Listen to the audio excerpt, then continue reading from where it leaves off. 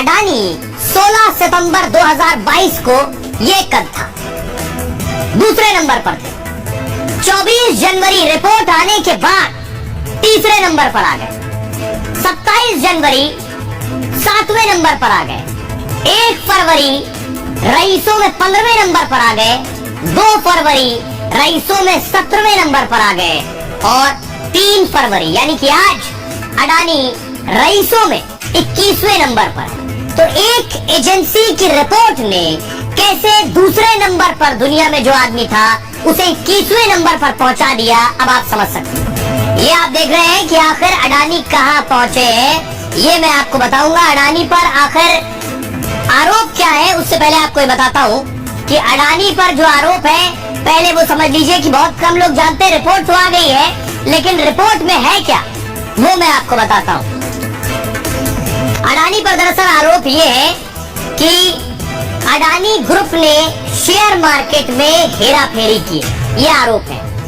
हेर फेर कर अपने शेयरों की कीमत बढ़वाई है, मॉरिशस और दूसरे देश की कंपनियों में पैसे लगाए, बाद में इन्हीं कंपनियों से ने अडानी से शेयर खरीदे।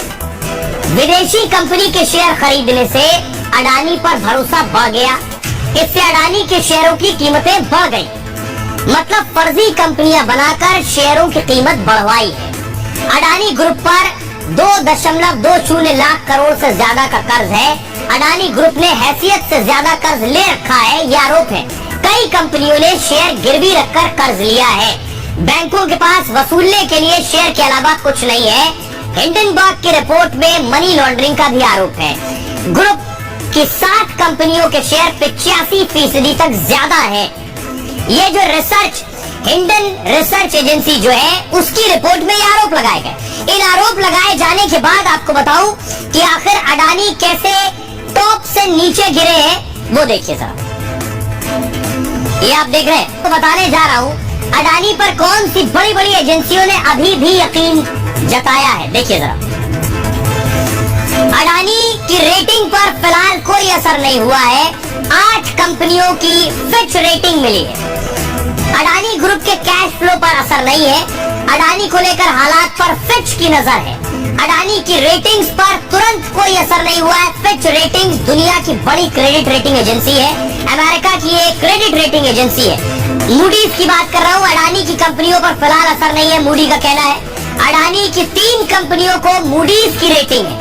कंपनियों की वित्तीय मजबूती का आकलन कर रहे हैं। उन्होंने कहा है निवेश के लिए पूंजी जुटाने की क्षमता कुछ कम होगी, स्थिति सुधरने में कुछ वक्त लग सकता है, 1-2 साल का वक्त मूडीज मान रहे हैं। मूडीज भी दुनिया की बड़ी क्रेडिट रेटिंग एजेंसी है। मूडीज भी अमेरिका की क्रेडिट रेटिंग एजेंसी है, यानी अमेरिका की 2 एजेंसीज अभी भी भरोसा जता रही है। लेकिन देश में विरोधियों को मुद्दा मिल गया है, क्योंकि कोई मुद्दा था नहीं। सुनिए जरा क्या कह रहे हैं। जेपीसी की मांग है अमृतकाल का महाघोटाला तो सामने आया है।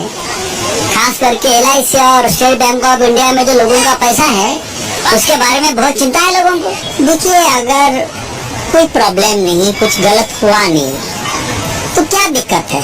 और आप इतिहास देख लीजिए इस पार्लियामेंट का, जब हम पावर में थे, कांग्रेस पार्टी पावर में थी, ऑपोजिशन में थे, ऐसे मुद्दों पे मांग करते थे और जेपीसी का गठन होता था।